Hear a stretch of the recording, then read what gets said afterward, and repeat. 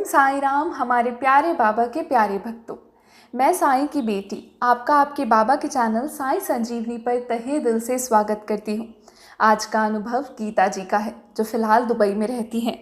उन्होंने ये अनुभव बहुत ही प्रेम और भक्तिपूर्वक हमारे साथ शेयर किया है। वे अपने अनुभव की शुरुआत श्री बाबा के साथ उनकी यात्रा कैसे शुरू हुई उससे करती हैं।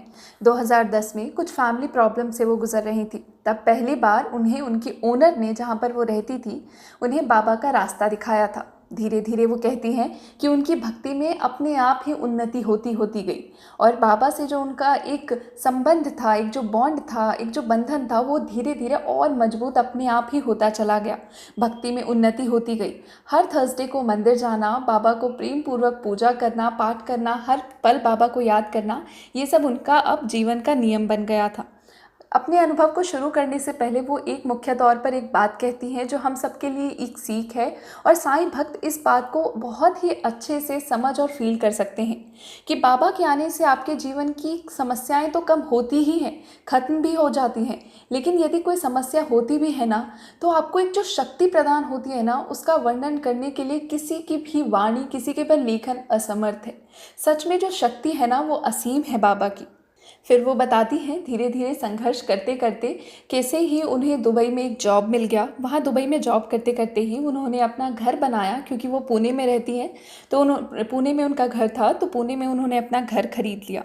उसके बाद उन्हें थोड़ी हेल्थ प्रॉब्लम आई। कहते हैं ना, संघर्ष तो लाइफ का पार्ट है, प्रॉब्लम्स तो आएंगी ही।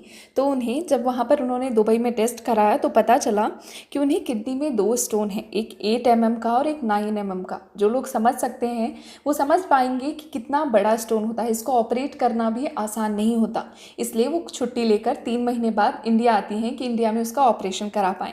इंडिया में जब वो आती हैं तब जब उन्होंने चेक कराया और स्कैनिंग कराया तब पता चलता है, डॉक्टर कहता है आपको एक भी स्टोन नहीं है।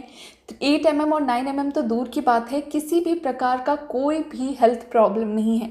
ये सबसे बड़ा मिरेकल था उनकी लाइफ में, जो साक्षात था कि बाबा ने उन पर कितनी अद्भुत कृपा की है।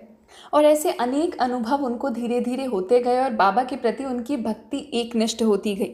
फिर वो बताती हैं कि अभी हाल फिलहाल 3-4 महीने पहले उनकी हेल्थ में फिर से कोई परेशानी आने लगी। उनके यूट्रस में कोई प्रॉब्लम आ गया, जिसकी वजह से बायोप्सी भी करनी पड़ी, क्योंकि डॉक्टर्स को ऐसा डाउट था कि कहीं कैंसर के कोई सिम्टम्स तो नहीं हैं। ऐसा सुनते ही वो बहुत ज़्यादा विचलित हो गई, बहुत घबरा गई। कोई भी घबरा जाएगा। अब उन्हें समझ नहीं आता था, क्योंकि उनको कोई फाइनेंशियल सपोर्ट कहीं से नहीं था। वो अकेली अर्नर है अपनी फैमिली में। अपनी दोनों बेटी का पालन पोषण, सब कुछ, पढ़ाई लिखाई वो खुद ही करती हैं। तो इसलिए उन्हें एक ऐसे टेंशन हो गया कि बाबा अब क्या, अभी तक इतना संघर्ष मैंने जीवन में किया, अब भी संघर्ष अंत होने का नाम नहीं ले रहा, ऐसा क्यों हो रहा है? और अब मैं इतना, अगर मेरी हेल्थ में इतना पैसा लगेगा, इतना महंगा ऑपरेशन होगा 15 लाख का या और भी अधिक, तो मैं कहाँ से लाऊंगी? मेरी बेटी पढ़ती है, उनकी बेटी एजुकेशन प्राप्त कर रही है पुणे के इंस्टीट्यूट से, तो वहाँ भी उनका बहुत मोटा पैसा लगता है, आप जानते हैं प्राइवेट इंस्टीट्यूशंस में। फिर वो बताती हैं कि इन्हीं सब के बीच उन्हें हताशाओं और निराशाओं ने इतना ज़्यादा घेर लिया कि उन्हें कोई रास्ता ही समझ नहीं आ रहा था। बस दिन भर एक ही बात बाबा से कहती रहती थी, बाबा अब तो कोई साक्षात्कार कर दे, बाबा अब तो कोई चमत्कार कर दे, कुछ तो ऐसा कर दे कि मुझे हिम्मत चाहिए, मैं सब कुछ झेलने के लिए तैयार हूँ, बस मुझे एक हिम्मत दे दे, मुझे एक ये इशारा दे दीजिए कि आप मेरे साथ हैं। तो जब कोई भी इतने प्रेम से बाबा से कुछ मांगता है, बाबा ना दें ऐसा तो हो ही नहीं सकता। होता ये है, इतने साल से वो दुबई में जॉब कर रही हैं, कभी उन्हें इस प्रकार का कोई एक्सपीरियंस नहीं हुआ। फर्स्ट टाइम जब वो इतनी प्रेम से बाबा को पुकार रही थी, बाबा को तो आना ही था ना, तो एक दिन वो ऐसे ही अपने ऑफिस में जा रही थी, तो उनका जो ऑफिस था वो 11th फ्लोर पे था। 13 फ्लोर की बिल्डिंग है, जिसमें 11th फ्लोर पर या 10th फ्लोर पर उनका ऑफिस था। तो वो जब नीचे आ रही होती हैं तो उन्हें लिफ्ट में एक व्यक्ति दिखता है। लिफ्ट में 4 लोग थे, उनकी किसी पर नज़र नहीं जाती। ऐसे ही तो हम हर रोज़ जाते हैं तो हम हर किसी को तो नहीं देखते। इनके मोबाइल फ़ोन के जो फ्रंट वॉलपेपर होता है उसमें बाबा की फ़ोटो है बहुत समय से, किसी ने कभी ऑब्जर्व नहीं किया। उस व्यक्ति ने, जो एक इंसान था, एक आदमी थे उस लिफ्ट में, उन्होंने इनकी ओर देखकर ओम साई राम कहा। इन्होंने कहा ओम साईं राम। ये कुछ समझ पाती, कुछ कह पाती, इन्हें लगा होगा कि ठीक है साईं भक्त होगा और ऐसे ही बोल दिया होगा। फिर उन्होंने सामने से एक्सप्लेनेशन, 1 मिनट रुकने के बाद सामने से एक्सप्लेनेशन देकर कहा कि मैंने आपके फ़ोन पर ये वॉलपेपर देखा ना, इसलिए मैंने आपको ओम साईं राम कहा। और क्षण भर इनके कुछ सोचने समझने से पहले ही उसने अपने वॉलेट में से एक बाबा की शिरडी की उदी का पुड़िया निकाला, पैकेट निकाला और इनके हाथ में थमाकर, और इतने में ही लिफ्ट खुल जाती है और ये दोनों एक दूसरे दिशा में चले जाते हैं। वो ये कहती हैं कि इससे पहले कि मैं कुछ समझ पाती, कुछ देख पाती, कुछ कह पाती, मैंने बस उस उदी को अपने माथे से, अपने हृदय से लगाया और उसे ही देखकर मैं इतना ज़्यादा भावुक हो गई कि मुझे उस इंसान, उस व्यक्ति को देखने का अवसर ही नहीं मिला।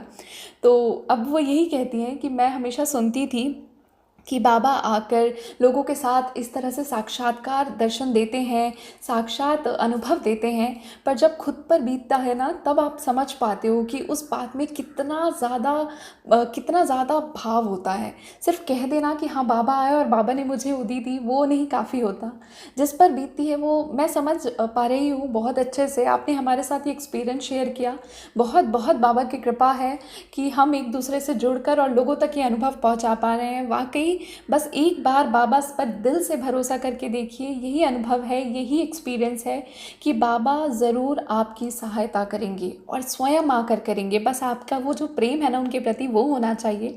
वो कहती है कि समस्या ऐसा नहीं है कि अभी भी ख़त्म हो गई है, कुछ ना कुछ प्रॉब्लम चलती रहती है, पर वो कहती है आज जो मुझे कॉन्फिडेंस और खुशी है ना कि मैं कितनी भी विपरीत परिस्थिति, प्रॉब्लम क्यों ना हो मुझे, फिर भी मैं हंस लेती हूँ, फिर भी मैं मुस्कुरा लेती हूँ बिना किसी भार के, क्योंकि अभी मालूम पड़ गया उनको कि उनका भार तो कोई और उठा रहा है। जब हमें भार नहीं होता, हमें बर्डन नहीं होता, हमें अपने बच्चे की टेंशन नहीं, हमें अपने परिवार का टेंशन नहीं, हमें पैसे का टेंशन नहीं, क्योंकि हमें पता है कोई है जो हमारी रखवाली कर रहा है, तो हम इतना नहीं सोचते। तो यही जो एक बाबा हमारा जो भार ले लेते हैं ना, वो जो फीलिंग होती है, वो जो एक इमोशन होता है ना, वो बहुत ही सुंदर होता है। अंत में यही कहते हुए मैं इस लीला का अंत करती हूँ कि यदि आपको भी किसी भी प्रकार का साईं अनुभव प्राप्त हो, यदि आपकी भी इच्छा है कि आपको साईं अनुभव प्राप्त हो, आपको कोई विशिष्ट साधन करने की बिल्कुल आवश्यकता नहीं है। निश्चित तौर पर बाबा के प्रति की गई भक्ति, उनका प्रेम से बस नाम पुकारिए, कहिए साईं मेरी सहायता कीजिए, साईं मुझे मेरे पास आइए, साईं मेरा हाथ थामिए। इतना बस प्रेम से कहिए, दिल से। उस पर डाउट मत कीजिएगा प्लीज़, उस पर डाउट मत कीजिएगा। और अगर यदि आप डाउट भी करते हैं ना, फिर भी यदि बाबा ने संभाल लिया ना आपको डोर की, नहीं मुझे इस बच्चे को ठीक करना है, इसके जीवन को ठीक करना है, तो वो निश्चित तौर पर वो डाउट भी आपके मन से वो हटा देंगे। तो इसी के साथ हम अंत करते हैं इस ऑडियो का, वीडियो का। आप थैंक यू सो मच, बहुत बहुत धन्यवाद आप लोगों का। आप यहाँ तक सुनते हैं, बाबा की लीलाओं को सुनते हैं। बाबा की लीलाओं का गायन ही बाबा के प्रति एक सच्ची श्रद्धा और सेवा का भाव है। तो हम करते रहेंगे, बाबा की लीलाओं का गायन करते रहेंगे, जब तक बाबा हमसे चाहते हैं सेवा लेते रहेंगे। ओम साईं राम।